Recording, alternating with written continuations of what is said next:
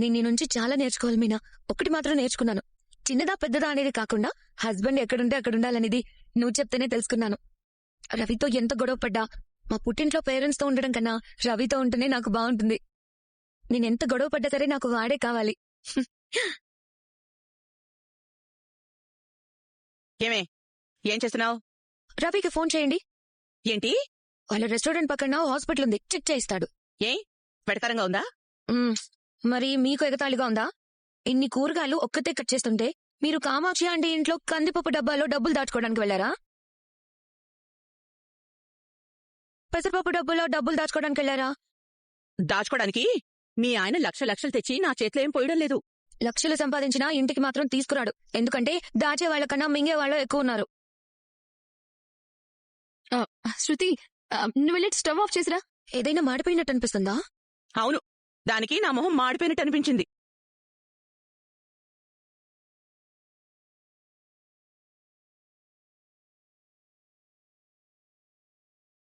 అక్కడ మంట ఆఫ్ చేశాను, ఇక్కడ మొదలైంది కదా. శృతి,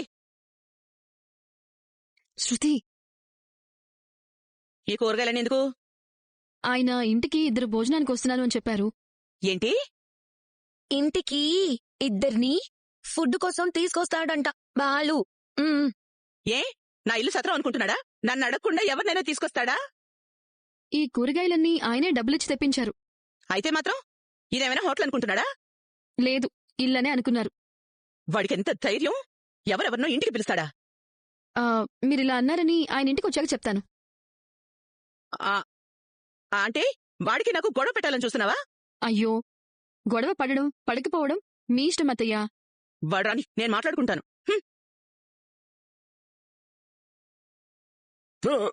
ఏంటి నిప్పులు మింగొస్తున్నావా? మంచి వేడి మీద వస్తున్నావు. నీ కొడుకు మనల్ని అడగకుండా ఎవరినో ఇంటికి భోజనానికి పిలిచాడట. అవును, నాకు ఫోన్ చేసి చెప్పాడు, నేను ఒప్పుకున్నాను. అత్తయ్యా, వాళ్ళు మలేషియా నుంచి వస్తున్నారంట. మలేషియా నుంచా? ఇంటికెవరైనా అతిథులు భోజనానికి వస్తున్నారని తెలిస్తే, అందులోనూ దంపతులు వస్తున్నారని తెలిస్తే మా అమ్మ ఆది దంపతులే వస్తున్నారనేది. వాళ్లకి సమస్తం అన్నీ చేసేది, దగ్గరుండి కొసరి కొసరి వడ్డించేది. వాళ్లు తృప్తిగా భోంచేసి అన్నపూర్ణేశ్వరి అని నమస్కారం చేసి వెళ్లేవారు. ఒక ఇంటి ఇల్లాలికి అంతకన్నా మంచి పేరు ఇంకేం కావాలి? ఇంటికొచ్చిన అతిథుల్ని దేవతల్లా చూసే సంప్రదాయం మనది. నీలాంటి ఆడవాళ్లు విడిగా పుట్టి నేను నా కడుపు అనుకోవడం వల్ల మన ఇంటికి కుక్క కూడా రావడం మానేసింది. అతిథులు భోజనం చేసి వెళ్లే ఇల్లే ఐశ్వర్యవంతుల ఇల్లు. చెయ్యండి, టెంట్ వేసి వచ్చేవాళ్లకు పోయేవాళ్లకు అన్నదానం చెయ్యండి. కొన్నాళ్లకి మనం కూడా వాళ్లలాగే ఆకు పట్టుకుని ఆ వరసలో నించుందాం.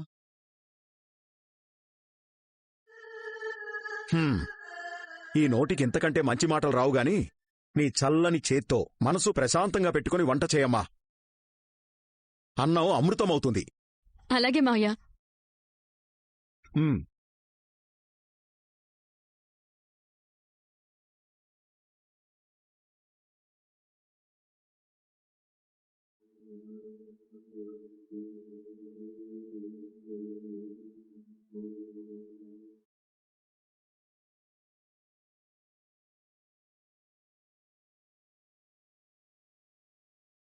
ఏం చేస్తున్నారు?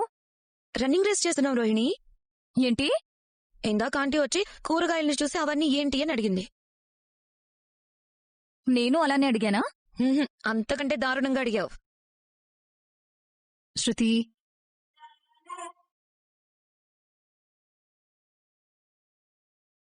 ఏంటి వాళ్ళ స్పెషల్ మీనా? ఆయన ఈ రోజు 2 భోజనానికి తీసుకొస్తానన్నారు. వాళ్ల పెళ్లి రోజంట. గుళ్ళో పూజలకి నేనే ఏర్పాట్లు చేశాను. వాళ్ళది సిల్వర్ జూబ్లీ యానివర్సరీ అంట.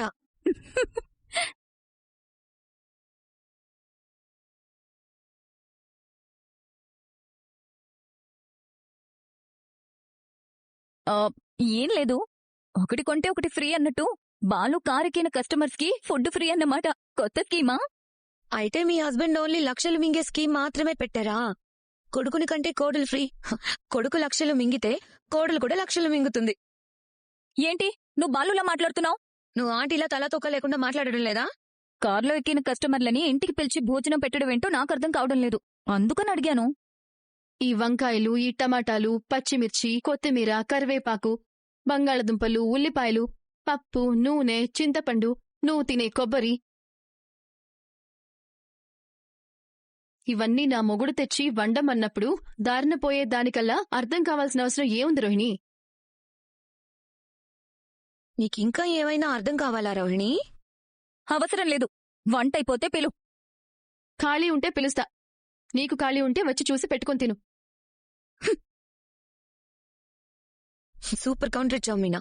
లేకపోతే ఇద్దరు మనుషులు భోజనానికి వస్తున్నారంటే ఓర్వలేరు. వీళ్ళు మాత్రం లక్షలకు లక్షలే మందికిచ్చి మోసపోతారు.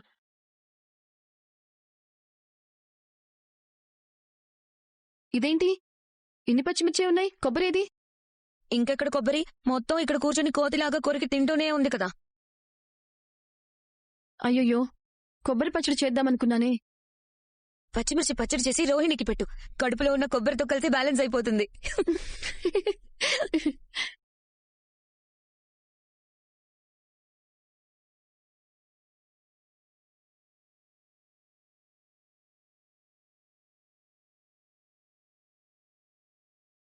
ఎరా రెస్టారెంట్కి వెళ్లేదా? వెళ్ళాను నాన్న. లంచ్కి ఇంటికొచ్చాను. లంచ్ ఎప్పుడు అక్కడే చేస్తావు కదరా? ఇవాళ స్పెషల్స్ చేస్తున్నానని ఇంటికి రమ్మంది వదిన. ఓ, నువ్వే పెద్ద షెఫ్వి, పైగా రెస్టారెంట్లో భోజనం. దాన్ని మించిన వంటలు చేస్తుందా మీ వదిన? ఎవరైనా మా అమ్మ చేతి వంట ముందు ఏది పనికిరాదు అంటారు. నీ చేతి వంట ఎప్పుడూ నా ఊహ తెలియక ముందు తిన్నట్టు గుర్తు. తర్వాత అంతా హాస్టల్లోనే కదా తిన్నది. ఇప్పుడు వదినొచ్చిన తర్వాతే కడుపు నిండా తింటున్నాను. వచ్చావా రవి? డిషెస్ అన్ని దగ్గరుండి వీడియో తీసి టేస్ట్ కూడా చూశాను. చాలా డెలిషియస్ గా ఉన్నాయి. తెలుసు, అందుకే ఇంటికొచ్చాను. ఇంతోటి వంటలు ప్రపంచంలో ఎవ్వరూ వండరు. మెచ్చుకోవడానికి మంచి నోరు, పొగడ్డానికి మంచి మనసు ఉండాలి. అవి లేని వాళ్ళ దగ్గర నుంచి ఇలాంటి దెప్పి పొడుపుల మాటలు తప్ప ఏమొస్తాయిలే. రవి, ఇదిగో వీడియోస్ చూడు. రండి సార్, రండి. నాన్న ఆ, ఆ, రండి కూర్చోండి. కూర్చోండి సార్. ప్రభా రండి.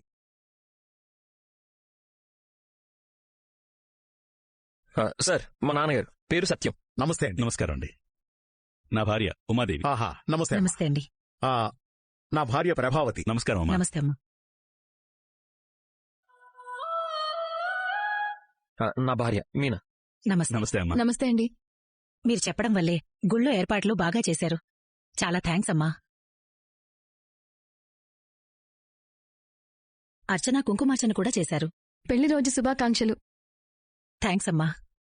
అవును కదా, రజితోత్సవ శుభాకాంక్షలు. Happy 25th anniversary uncle. Happy anniversary. Thank you అమ్మా. మా తమ్ముడు మరదలు. చాలా సంతోషం. ఇక్కడ మాకెవరూ లేరనుకున్నాం, కానీ రాజమండ్రిలో మాకు బంధువులున్నారని అందరికీ చెప్పుకుంటాం. అవును, మీరే దేశం నుండి వచ్చారు? మలేషియా. మలేషియానా? నేనప్పుడే చెప్పాను కదా అత్తయ్య. నన్ను ఆడబట్టించడానికి చెప్పావేమో అనుకున్నానే. అప్పుడే గట్టిగా చెప్పచ్చుగా. అదేంటి మలేషియా అంటే మీ అమ్మగారు అంత సంతోషపడుతున్నారు? అదో పెద్ద కథ. అక్కడ స్విస్ బ్యాంక్ లో మా అమ్మకి కోట్లు మూలుగుతున్నాయి. జై, ఏం లేదండి, మా పెద్ద కొడుకు కూడా మలేషియానే. అవునా?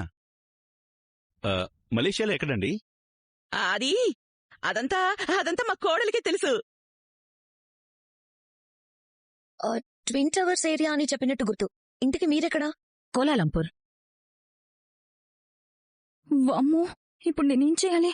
వాళ్ళు మలేషియా అయితే మా నాన్న ఏం చేస్తున్నాడంటే, ఎక్కడున్నాడంటే ఏం చెప్పాలి? ట్విన్ టవర్స్ దగ్గర నా ఫ్రెండ్స్ బిజినెస్ మ్యాగ్నెట్స్ చాలా మంది ఉన్నారు. అవునా? ఒక నిమిషం, నేను ఇప్పుడే మా కోడలు తీసుకొస్తాను. రోహిణి, అమ్మ రోహిణి, రోహిణి.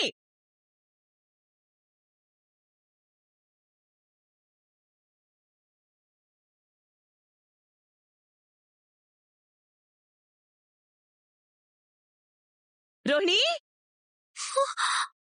తలుపు తీయమ్మా.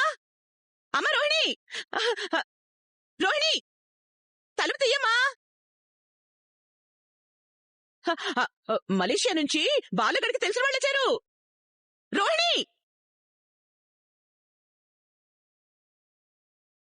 అయ్యో, ఏంటి బాత్రూంలో ఉన్నావా? సరే, త్వరగా రా. ఆ, ఆ, అమ్మయ్య.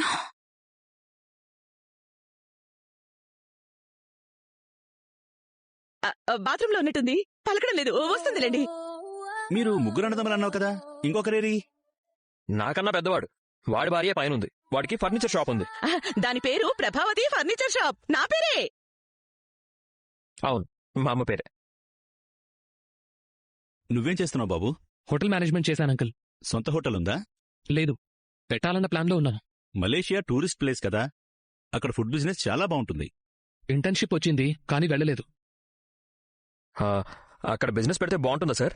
బాగుంటుంది బాలు, నాకు అక్కడ చాలా మంది తెలుసు. అయితే మా కోడలు వాళ్ళ నాన్నగారు కూడా తెలిసే ఉంటుంది. అవునా? ఏం పేరు? పేరా? పేరు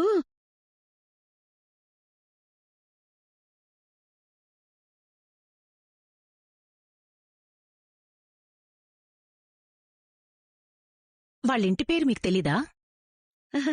మ్, వాళ్ళ మామ పేరు అల్లుడికే తెలీదు. పోనీ ఏం బిజినెస్ చేస్తుంటారు? ఆయనకి చాలా బిజినెస్లున్నాయి. కోటీశ్వర్లు. అపర కుబేరులంటే నమ్మండి. మీ కోడలు రాలేదమ్మా? అమ్మ శృతి, వెళ్ళొకసారి పిలువమ్మా. వెంట పెట్టుకుని తీసుకునిరా. వెళ్ళు వెళ్ళు వెళ్ళు వెళ్ళు. ఆ, దర్శనం బాగా జరిగిందా? మీ కోడలు అన్ని ఏర్పాట్లు చేసింది కదా? అక్కడ ఏర్పాట్లే కాదు, ఇక్కడ మీకోసం భోజనం కూడా మా వదినే రెడీ చేసింది. మా వదిన వంట బాగా చేస్తుంది. నా భార్య అని పొగుడుతున్నానని కాదు, వంట బాగా చేస్తుంది సార్. వంట బాగా చేయడం కూడా ఒక కళ. అది అందరికీ బాగా రాదు. అవును, కొందరికి అస్సలు రాదు.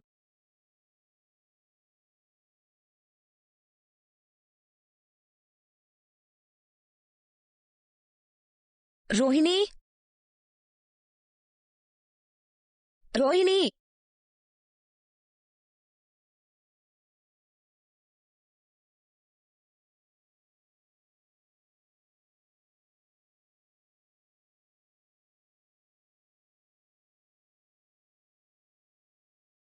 రోహిణి.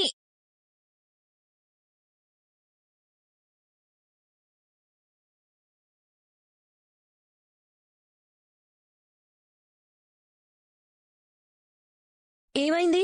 మ్.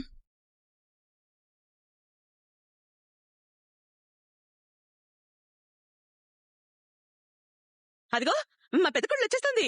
మలేషియా కోడలు. అమ్మ రామా, రా రా రా రా రా, రా.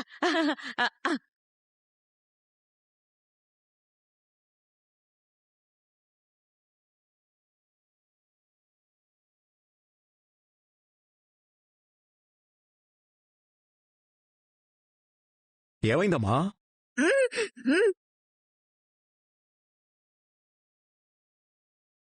ఇందాక బానే ఉంది. ఏమైంది పార్లరమ్మా? అయ్యో, మా మనోజ్ గారి పనేనా ఇది?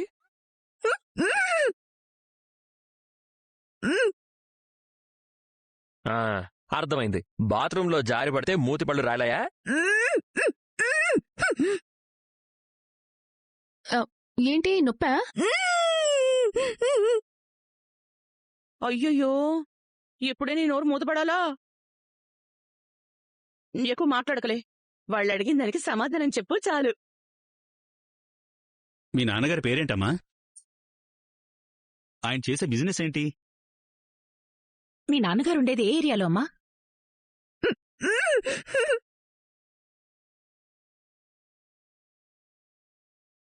ఇదేం నొప్పి? ఇంతసేపు మాట్లాడి ఇప్పుడే వెళ్ళింది. ఇదేం మాయదారు నొప్పి మీనా? ఏది ఒకసారి నోరు తెరువు రోహిణి.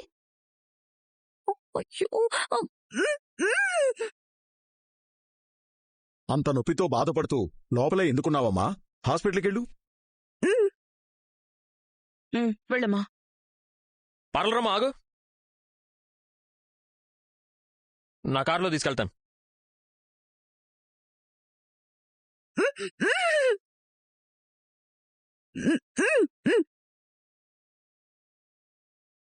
ఎండాకాలం ఒక్కదాన్ని ఎలా పంపిస్తాం? ఉండమ్మా, నేనొస్తాను.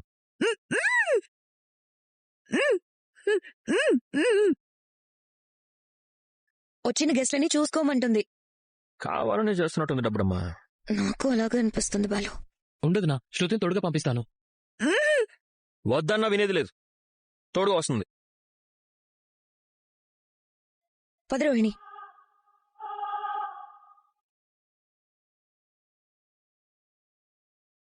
మీనా ఇదిగో ఇది కోరుకో. ఎందుకు? తినేది ఎందుకు అని తింగరబుచ్చిలా అడక్కు. తినేది తిను అనిస్తారు. పిచ్చి పుల్లయ్యలా తిక్క శంకరయ్యలాగా తినేదిచ్చి కోరుకు అనరు. దానికి ఒక కారణం ఉంది. కోరుకు, నవ్వును, తర్వాత మింగు. దీంట్లో తినే అనే పదమే లేదే. ఉండదు. పదం ఉండదు, పరమార్థం ఉంటుంది. పల్లి పట్టిలో పల్లి ఉంటుంది, పరమార్థమే ఉంటుంది. ఇంతకు మించి ఇంకొక ప్రశ్న వేసినా నీ పళ్ళు పటకాతో పీకి పారేస్తాను. పండిపోయిన పల్లె డాక్టర్లా మాట్లాడకండి. కొరికి నమిలి మింగాలి, అంతే కదా? అంతే.